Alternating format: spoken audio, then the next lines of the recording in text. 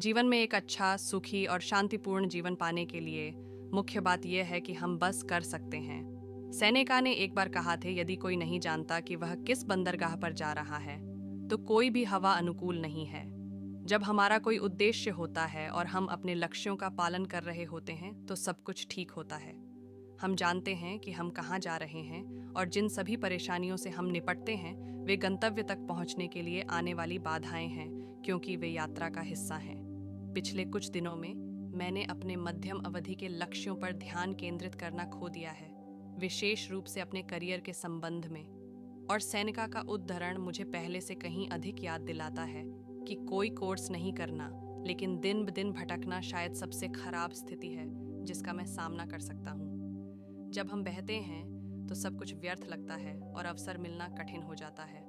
हर समस्या स्वीकार करने योग्य चुनौती के बजाय महज एक बोझ है। और जब हम पीछे मुड़कर देखते हैं और यह पता लगाने की कोशिश करते हैं कि हमने कौन सा रास्ता अपनाया है, तो जहाँ से हमने छोड़ा था वहाँ से सीधी रेखाएं देखने के बजाय जो रास्ता हमने तय किया था और उसका अनुसरण किया था, उसे दिखाने के बजाय हम बस यादृच्छिक रेखाएं देखते हैं, या इससे भी बदतर, वृत्त हमें कहीं नहीं ले जाते हैं। इसलिए जब दिन बीत रहे हों और वे सभी एक जैसे दिखें, तो अपने आप से पूछें, मैं कहाँ जा रहा हूँ, मैं क्या हासिल करना चाहता हूँ। एक पाठ्यक्रम निर्धारित करें और उसका पालन करें, फिर समायोजित करना, छोटे या बड़े सुधार करना, या यहाँ तक कि एक पूरी तरह से नई योजना बनाना ठीक है। इसका मतलब है कि हम अभी भी नियंत्रण में हैं और हम बस कहीं पहुँचने की उम्मीद में बह नहीं रहे हैं।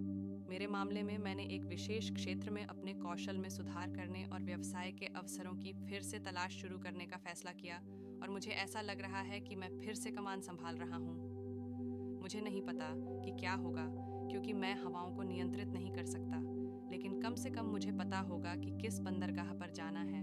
ब्रह्मांड ऊर्जा से बना है और हर चीज का अपना कंपन होता है। हमारे विचारों, भावनाओं और कल्पनाओं का भी अपना कंपन होता है।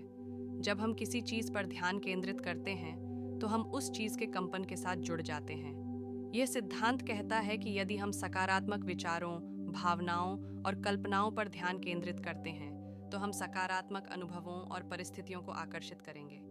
इसी तरह, यदि हम नकारात्मक विचारों, भावनाओं और कल्पनाओं पर ध्यान केंद्रित करते हैं, तो हम नकारात्मक अनुभवों और परिस्थितियों को आकर्षित करेंगे।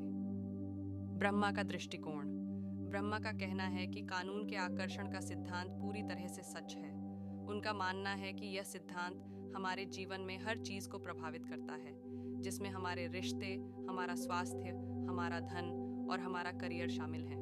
ब्रह्मा का कहना है कि हम अपने जीवन को बदलने के लिए कानून के आकर्षण का उपयोग कर सकते हैं। यदि हम अपने विचारों, भावनाओं और कल्पनाओं को बदलते हैं, तो हम अपने अनुभवों और परिस्थितियों को बदल सकते हैं।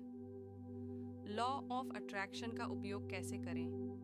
लॉ ऑफ अट्रैक्शन का उपयोग करने के लिए हमें अपने विचारों, भावनाओं और कल्पनाओं पर ध्यान देने की आवश्यकता है। हमें उन चीज़ों पर ध्यान केंद्रित करने की आवश्यकता है जो हम चाहते हैं, न कि उन चीज़ों पर जो हम नहीं चाहते हैं। हम लॉ ऑफ अट्रैक्शन का उपयोग कैसे करें? अपने लक्ष्यों को स्पष्ट करें। आप क्या चाहते हैं? अपने लक्ष्यों को लिख लें और उन्हें हर दिन देखें। सकारात्मक सोचें, नकारात्मक विचारों से बचें और सकारात्मक विचारों पर ध्यान दें। अपनी भावनाओं पर ध्यान दें। सकारात्मक भावनाओं को महसूस करने का प्रयास करें, जैसे कि खुशी, प्यार और कृतज्ञता।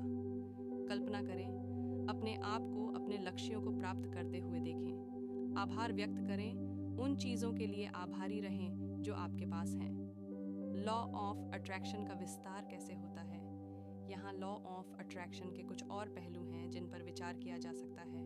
कर्म। लॉ ऑफ अट्रैक्शन को अक्सर कर्म के साथ जोड़ा जाता है। कर्म का सिद्धांत यह है कि हमारे हर कार्य का परिणाम होता है। सकारात्मक विचारों और कार्यों से सकारात्मक परिणाम मिलेंगे, जबकि नकारात्मक विचारों और कार्यों से नकारात्मक परिणाम मिलेंगे।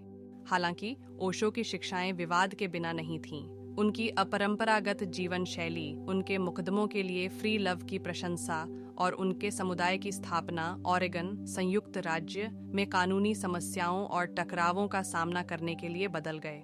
हालांकि उनके चारों ओर विवादों के बावजूद ओशो की शिक्षाएं आज भी उन्हें पाठिज्ञाता करती हैं, जो उनके आंतरिक अन्वेषण और चेतना के विस्तार के दर्शन के साथ जुड़ते हैं। उनका आत्म जागरूकता, आत्म प्रकटी और चेतना की खोज पर दबाव एक इच्छा का प्रतिनिधित्व करता है कि सीमाओं को पार करने और मानव संभावना के गहराई में जाने की इच्छा है।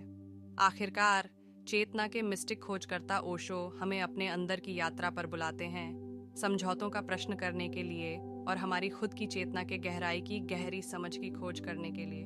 हालांकि उनकी शिक्षाएं पारंपरिक स्टोइज्म से भिन्न हो सकती हैं, वे एक सामान्य धागा साझा करती हैं, मानव अनुभव की अन्वेषण और व्यक्तिगत विकास और परिवर्तन की प्राप्ति का। आज के लिए बस इतना ही। सब्सक्राइब और शेयर करना न भूलें। अपने सुझाव कमेंट में ज़रूर दें। धन्यवाद। आशा है कि आपको आज की बातें पसंद आई होंगी। अगली बार फिर मिलेंगे। तब तक सुरक्षित रहें और स्वस्थ रहें। नमस्ते।